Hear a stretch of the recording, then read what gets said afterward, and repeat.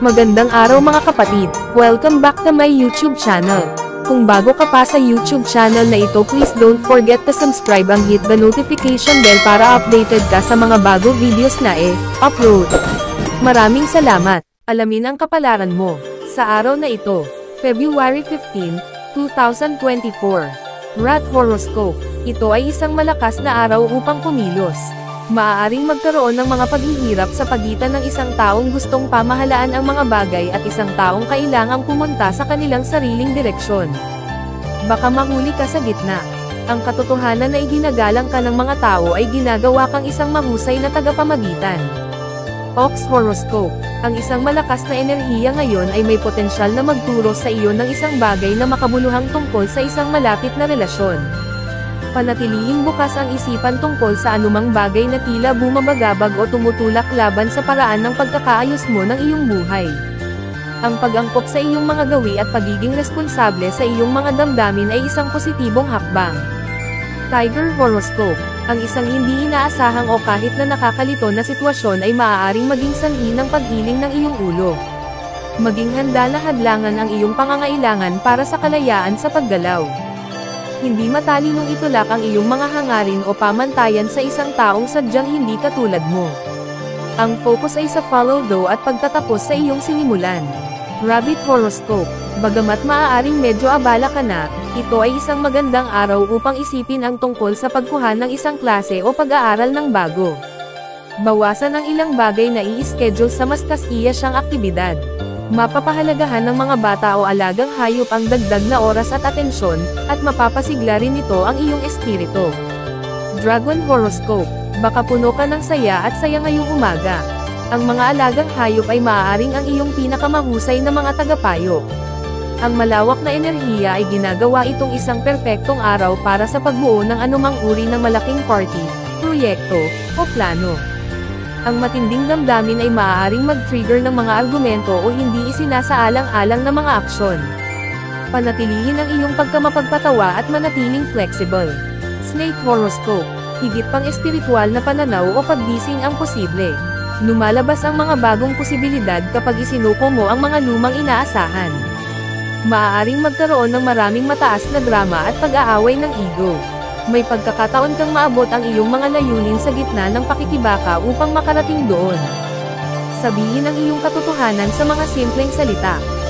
Horse Horoscope. Ngayon ay maaaring kailanganin mo ang patuloy na paghanga at suporta ng isang taong mahal mo. Malakas ang iyong talento sa pamamahala ngayon, ngunit maaaring magkaroon ng mga problema kung ilalapat mo ito sa mga personal na isyu. Maging maingat sa labis na pag-iisip tungkol sa isang desisyon na ginawa mo o kailangan mong gawin. Magtiwala sa iyong intuition. Goat Horoscope. Tumingin sa paligid ng iyong tahanan ngayon. Anong mga simpleng pagbabago ang maaari mong ipatupad upang gawing mas simple at mas matahimik ang iyong kapaligiran?